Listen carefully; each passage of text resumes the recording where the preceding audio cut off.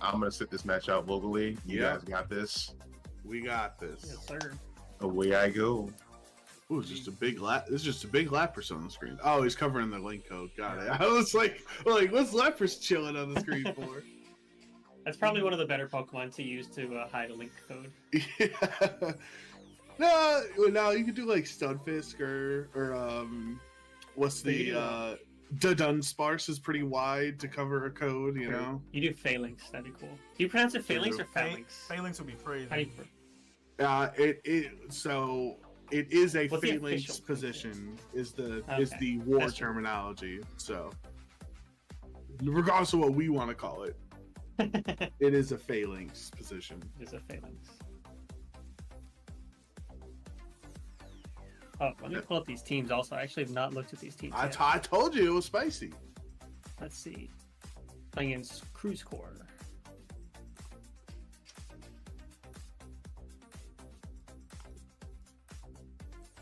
So I'll give a little background on Cruz.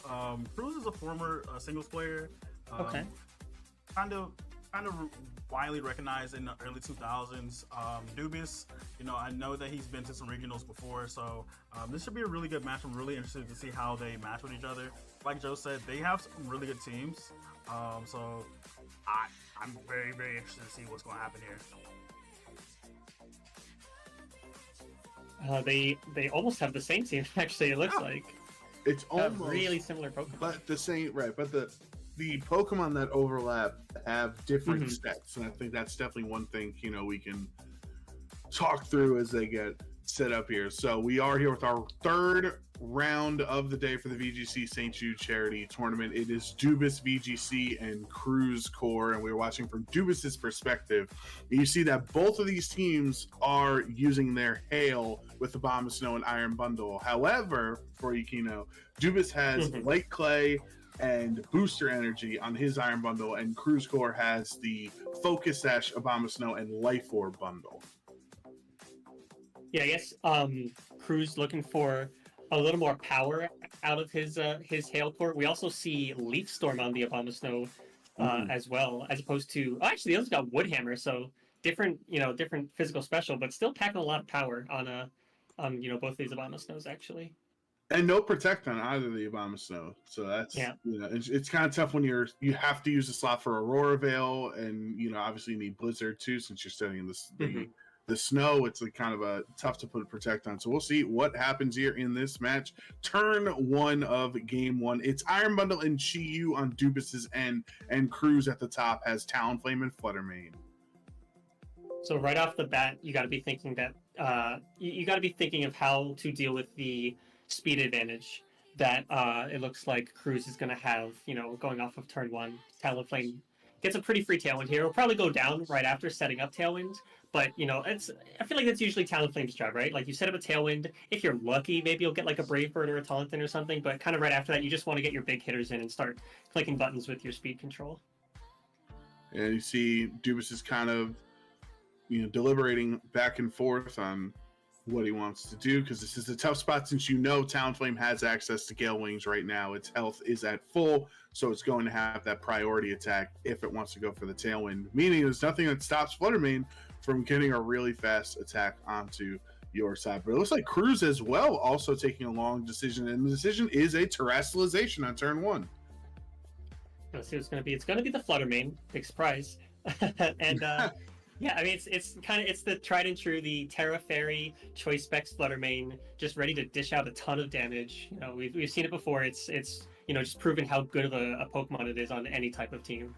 And Dubis deciding to Terrestrialize as well. So both of these trainers are using their Terra on turn 1. Going to be a very chaotic turn here with no switch outs at this point. Chi-Yu is Terra Ghost. That would change any of its potential matchups here against it, but let's see what happens. Remember, Chi-Yu's ability is lowering the special defense of the other 3 Pokemon on the field. That is a one-hit KO into Iron Bundle. The Terra Fairy and combination of Chi-Yu, its ability combining there, making it so that Iron Bundle cannot stay through that hit. Terra Ghost, though, from Terra Blast is not enough for a knockout, even with the Life Orb. So very important for for Cruz to terrestrialize there because it was enough damage to get the KO, and it was no longer a ghost type. Yeah, able to not take that super effective damage. And even though, Chiyu is an incredibly strong Pokemon in its own right, and Fluttermane, not exactly the bulkiest, but it does have, a pretty huge special defense stat. So able to hold on just a little bit, with a little bit of HP, but that's enough. That's enough HP to get a second attack off with your Fluttermane. So if you're in Cruze's spot, you're pretty happy. You're pretty happy with that turn one. Talonflame also able to, like we said, go for, get a Tailwind, and then lucky enough to go for a Brave Bird the following turn as well. And Cruz is just applying a ton of pressure right now, just going to take the Great Tusk off the field. It has not, the left side of Dubas's team has not been able to play the game yet. Just getting knocked out every time. But there is the Heat Wave to knock out Fluttermane, and then Talonflame is brought down into the red. Also took a lot of recoil damage since it brought the Great Tusk so low. That was an area, or that was a turn, I should say, where Dubas gets punished with his Great Tusk by being Assault Vest, which you would think helps, obviously, against a special attacker. But because of the tail and because of the increased speed, you're not able to move faster, and you don't have Protect, so you can't even, imagine if the Great Tusk had Protect there, and you maybe bait away both of those attacks and let Chiyu get an attack off. But now he's down to his last 2 Pokemon. Yeah, and no amount of Assault Vests is going to help a Great Tusk that is not terastallizing live not only a Specs Moonblast, but a Terra Fairy Specs Moonblast with the Chiyu on the field. You need like 20 different Assault Vests. You need Assault everything at that point. Assault Boots too. Assault Boots, Assault Khaki Pants, Assault, exactly. Assault Helmet, everything Assault in there, and it still would probably not. And even then, it's still a roll. Yeah, exactly. So Chiyu will Protect, though. Obviously, switching to a Ghost type has put it in such a really tough spot because now you are weak to those Dark Attack or Sucker Punches. Brave Bird goes into the Protect as well. So now it is up to the Golden Goat. Just go for a single attack this turn. It will be the Make It Rain, which does get rid of the Talonflame. However, since King Gambit is a Steel type, it is ineffective attack. Crit going into the wrong Pokemon for Dubas. He would have rather crit the King Gambit to do a little bit more damage, but pretty much this Chiyu is in a spot that it can almost never attack again because King Bundle can just Sucker Punch every turn. Yeah, that thing's just going to be pinned down for the rest of the match. Iron Bundle here also, it'll probably still take a decent chunk from a -1 Make It Rain, but I would expect that the King Gambit and the Iron Bundle should be strong enough to just clean up at this point. And I think this game definitely, a lot of it came down to that turn 1 speed control. Cruz was able to get the Tailwind up on turn 1 and just apply a ton of pressure, locking down his opponent, not letting him get any significant attacks off. So much damage coming out from Iron Bundle. That is Life Orb Hydro Pump from Iron Bundle, bringing it down very low, and Iron Bundle will be knocked out in response. That was already -1 to show how strong, or just either how strong Golden Go or how frail Iron Bundle is, whatever your glass half empty / half full situation is. And here's a spot. So Chiyu did just fail to Protect the last turn. Sucker Punch. There are actually Sucker Punch mind games right now because if Chiyu wants to go for a Protect, even though it's a little bit of damage on Make It Rain, it can eventually add up. Yeah, this actually, this might not be over just yet. A good call from Dubas can definitely keep him in this. The King Gambit kind of feels forced to keep that Chiyu pinned because Heat Wave will definitely knock it out from that range. The Golden Go Make It Rain is not going to be doing a lot of damage to King Gambit, especially as it lowers its special attack further and further with each subsequent Make It Rain. But it is going to chip it down eventually. Okay, so this is a really scary position for Dubas and both for Cruz because that turn felt like a really telegraphed Protect, and he still attacked into it. So if you took that turn, Golden Go's clicking Make It Rain every turn.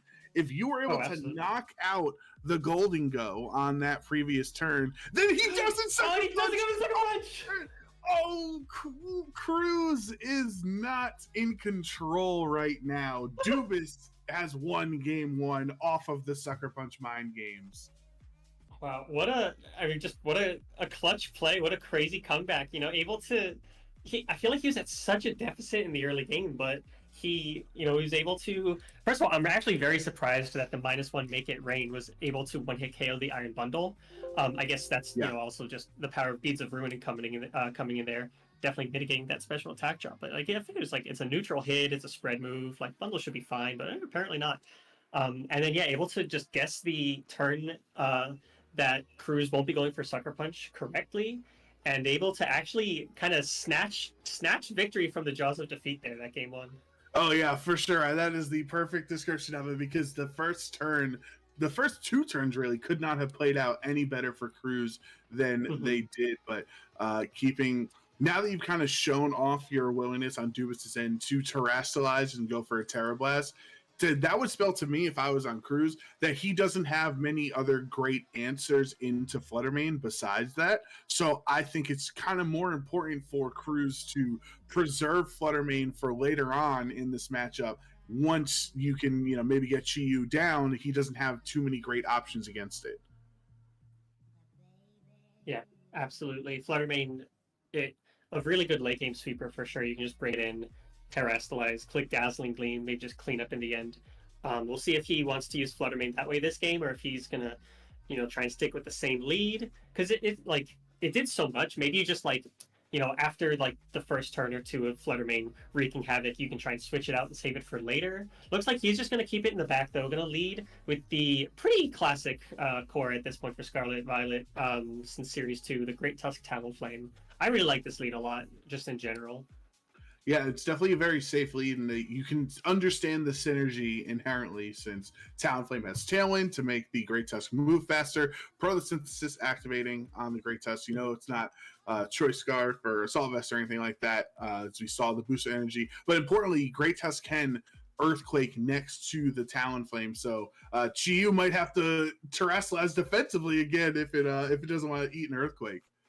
Definitely. I mean, even so, this is a attack boosted Protosynthesis Great Tusk. This Earthquake will probably still do a lot to a terrestrialized Chi-Yu, but instead he's just going to swap it out, bring the Abomasnow to resist what could very easily be an Earthquake coming out here, and we'll see what the Iron Bundle decides to do. It should be able to take an Earthquake. Bundle does have a pretty good physical defense stat, unlike its special defense, so I feel like it should be able to take a hit and maybe go for a Blizzard or something. Yeah, especially with the hail up as well, right? Increasing its defense for ice types, which Iron Bundle is. But there is the Talonflame's Tailwind. Terra Ground used out on Cruz's Great Tusk here, so it wants to be even stronger. It's still knocked out in one hit, though. The Blizzard getting it out, and now Cruz is out, down his Terra on turn 1 of the game.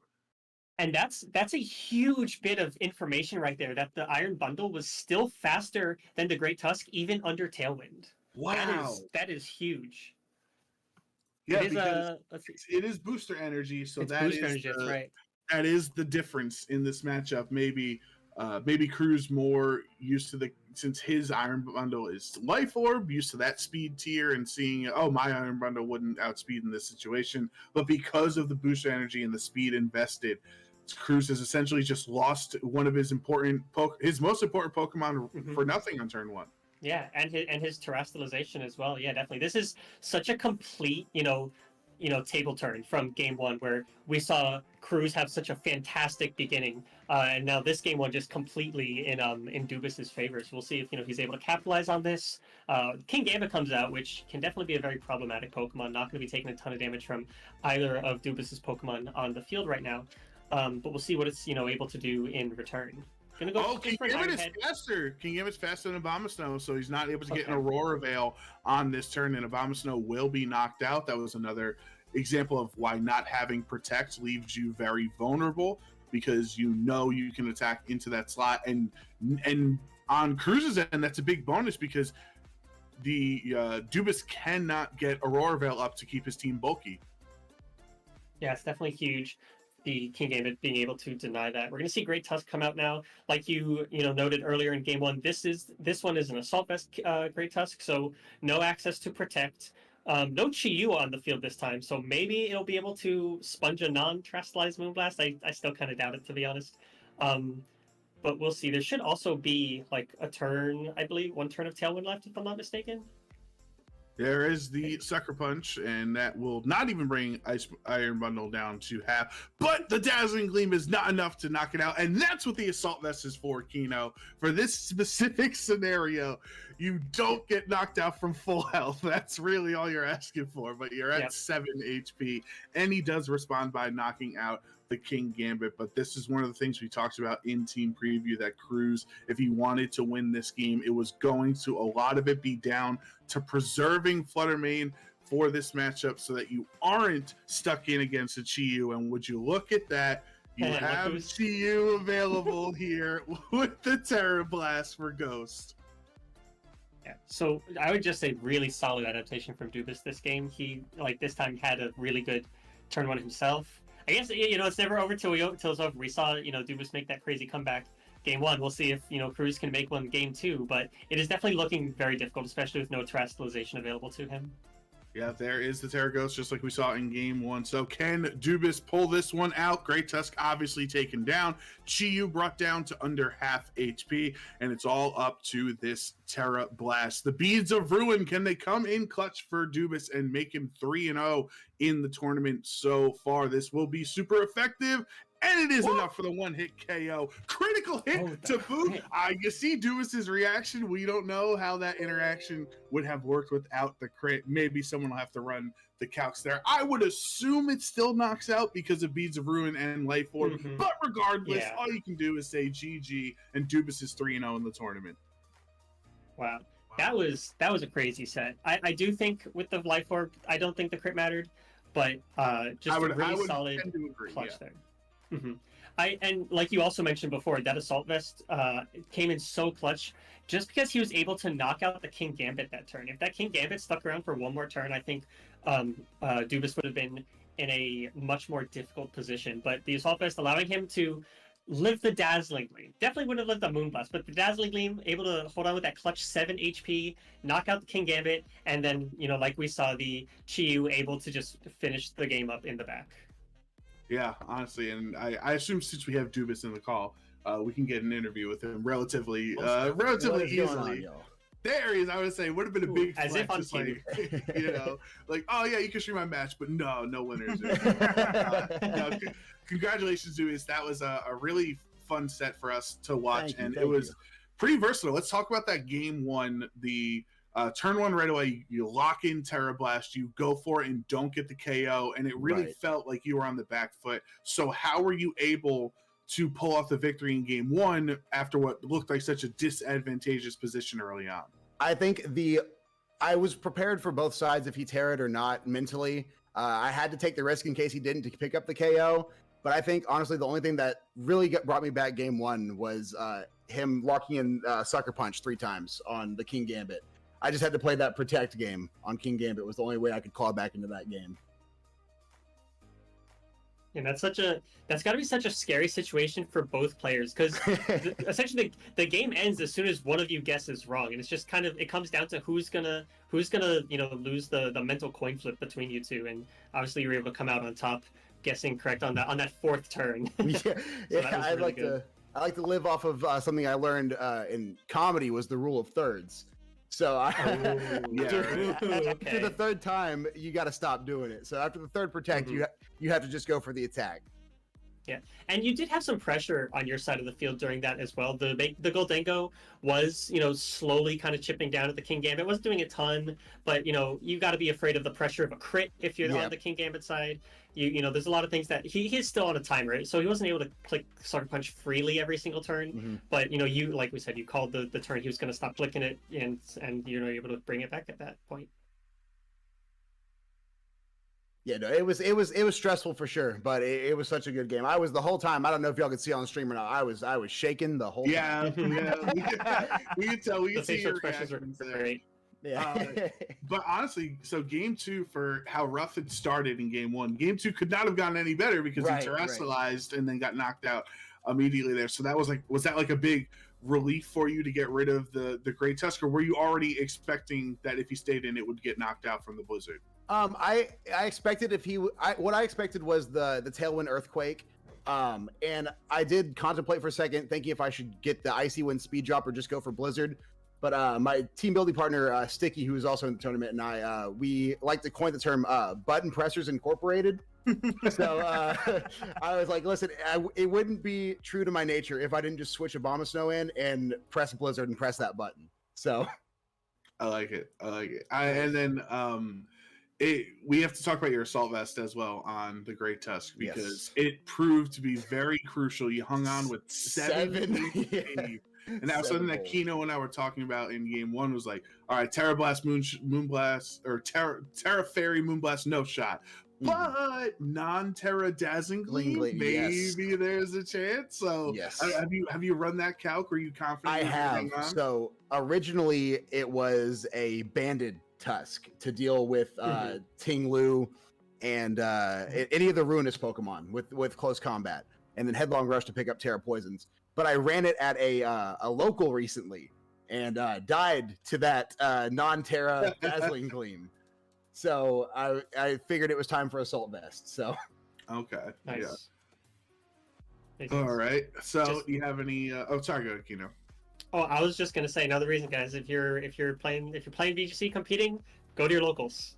absolutely, Yeah, absolutely. sure. Definitely up in the air. So you're halfway through the tournament so far. How you feeling today? You feeling confident? You're 3-0 at this point. You think you can finish off strong? I'm feeling confident now. It's still every game is hit or miss. I like to go into it thinking I'm still 0-0. I don't want to go in with the mindset of I'm 3-0. One more win is top cut. I just like to take every game as it comes. But I feel better with the team now than I did earlier today. So That's good. And do you have any shout outs for anybody watching? I know you're streaming and everything. yeah, so my shout out in your chat that are watching. All the people who support me, let me do what I love. I appreciate all of you. And then a big shout out to Sticky, my team building partner. He doesn't let me quit. So there's days where it's like I played 50 games and I'm like, I want to take a break. I'm gonna go play RuneScape, and he's like, no, like he's like, you're running these counts, you're playing games. Old school RuneScape. That is old school RuneScape. Yeah, That just took me back. That just took me back. I'm sorry, I heard RuneScape. What? that is the game of choice. Old school RuneScape. You gotta have it on the second monitor when you're playing, cutting trees, hitting rocks. I was gonna say, what's your woodcutting stat at? 78. I don't want. It's not that. Oh, brother, you gotta. Those are baby numbers. You gotta pump them up. I know. I'm as they say, a filthy main who just does raids. So okay. I'm working on the skilling aspect. We're becoming a skiller. Okay. You got time. You had a quick 2-0, so right, you got the rest of the round. we can sit down and cut some trees. That's yeah, for sure. Dude, All right, man. I do want to say, man, thank you again for being a part of the tournament. Really good match. Cruz is a good friend of mine. It was bittersweet to see him go down, but it was like, man, But real talk, man, you did a great job, brother. Again, thank you so much for supporting St. Jude, and have a great rest of the tournament, man. Of course. Hey, thank you for organizing it. I was super excited when I saw it on Twitter. I'm glad I got in here, and I'm ready to keep playing. So Also, thank all y'all. Before you leave, I want you to know you're my favorite to win. Okay. Hey, thank you. That means a lot. No, hey, no pressure though. No pressure. You already see me shaking. You can't do that to me. All right, brother. Have a good one. All right, y'all take it easy. All right. Hey, man, you can't go wrong when you have everyone as your favorite. I was gonna say I'm noticing a trend here. Yeah, but how many of the other contestants vying for that title of favorite are playing RuneScape? That's the. That got my heart. That got my heart. I haven't heard RuneScape since maybe 10 years. Yeah, I haven't played been a RuneScape minute. in I don't even know how long, man. It's funny. So my brother is like hardcore into RuneScape, like has been with his friends and stuff since like 2006 or whatever. So when he said that, I was like, oh wow, it's like I have to deal with it all the time, seeing him playing RuneScape and stuff.